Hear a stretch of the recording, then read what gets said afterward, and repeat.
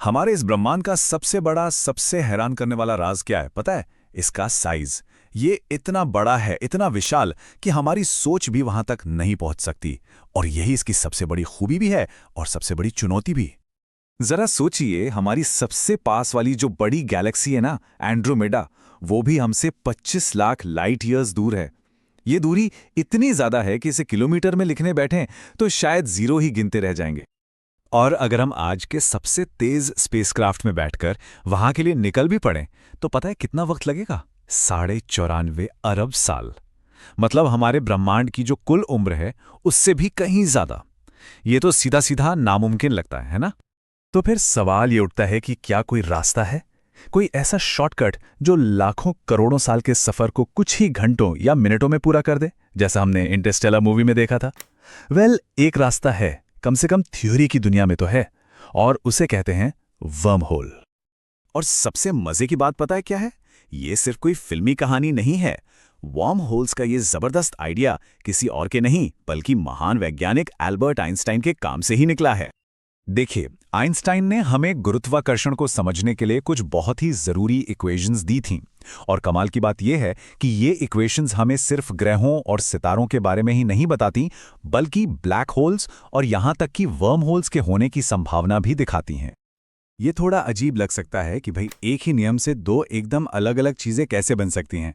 तो इसे ऐसे समझिए जैसे एक ही सिक्के के दो पहलू होते हैं। आइंस्टाइन के नियमों का एक पहलू है ब्लैक होल, जो सब कुछ निगल जाता है, तो दूसरा पहलू है वर्म होल, जो एक रास्ता बनाता है। ये आइडिया कोई रातों रात नहीं आया। 1915 में आइंस्टीन के नियम आए और उसके ठीक एक साल बाद ही एक वैज्ञानिक ने ब्लैक होल्स के बारे में बता दिया। और फिर करीब 20 साल बाद खुद आइंस्टीन और उनके एक साथी नैथन रोजन ने एक ब्रिज का आइडिया दिया, जो स्पेस में दो जगहों को जोड़ सकता था। और यही था वर्म होल का पहला मॉडल। तो ठीक है, ये सब तो थ्योरी हो गई, पर असल में ये वर्म होल दिखता कैसा होगा और काम कैसे करता होगा? चलिए इसे एक बहुत ही आसान तरीके से समझते हैं। सोचिए कि पूरा ब्रह्मांड एक कागज का टुकड़ा है। हमें एक कोने से दूसरे कोने तक जाना है। सीधा रास्ता तो बहुत लंबा है, लेकिन क्या हो अगर हम उस कागज को मोड़ दें ताकि दोनों कोने आमने सामने आ जाएं, और फिर एक पेंसिल से आर पार छेद कर दें? बस बन गया ना शॉर्टकट। वर्म होल भी कुछ ऐसा ही करता है, लेकिन वो हमारे 3D स्पेस को एक अनदेखे चौथे डायमेंशन में मोड़कर एक सुरंग बनाता है।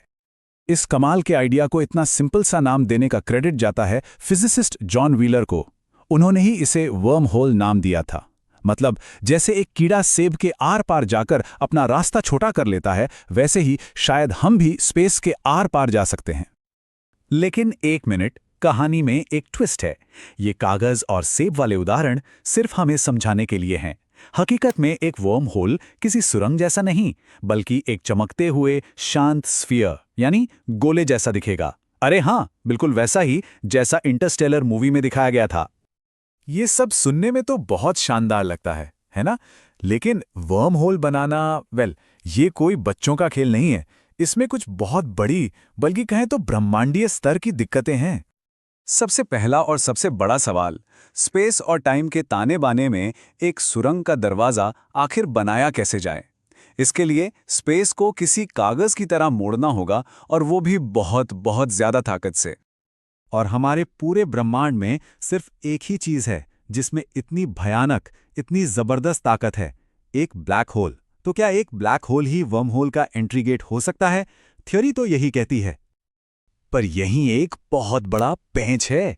सोचिए, अगर एंट्री का रास्ता एक ब्लैक होल है और निकलने का रास्ता भी एक ब्लैक होल है, तो ये तो वन वे टिकट हो गया।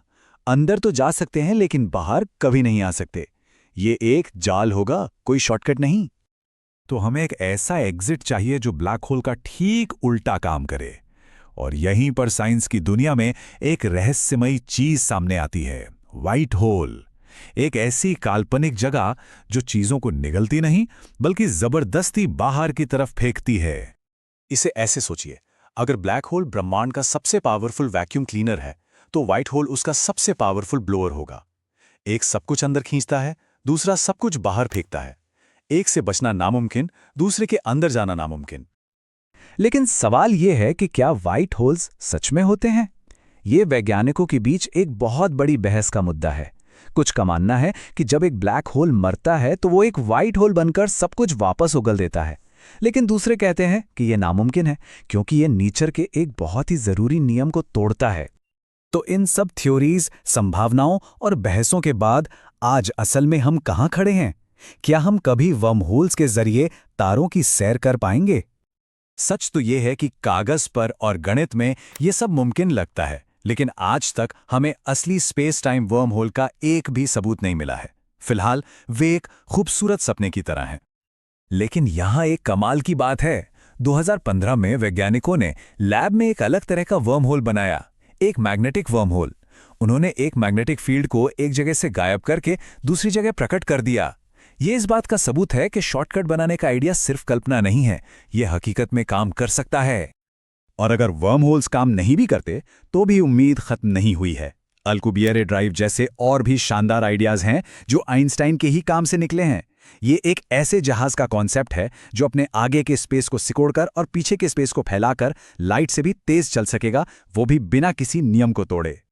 तो भले ही हम आज वर्म होल से यात्रा नहीं कर सकते, लेकिन ये हमें आइंस्टाइन की सोच की गहराई और इस ब्रह्मांड की विशाल संभावनाओं की याद जरूर दिलाता है, और ये सोचने पर मजबूर करता है कि स्पेस और टाइम के इस महासागर में अभी और कितने रहस्य, कितने शॉर्टकट छिपे हैं जो बस खोजे जाने का इंतजार कर रहे हैं।